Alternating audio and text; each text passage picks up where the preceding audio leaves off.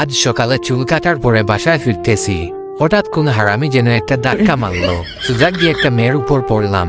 মেয়েটা বলল, এই যে সুখে দেখতে পারেন না। আমি বললাম, আপাতত আপনাকে ছাড়া কিছুই দেখতে পাচ্ছি না। মেয়েটা বলল, ফাজলামি করেন।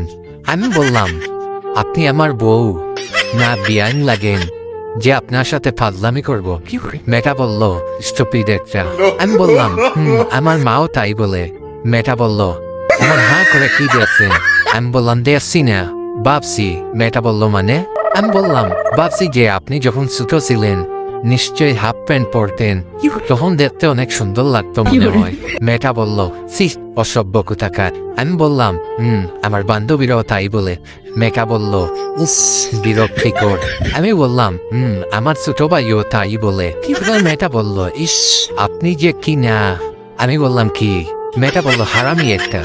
আমি বললাম,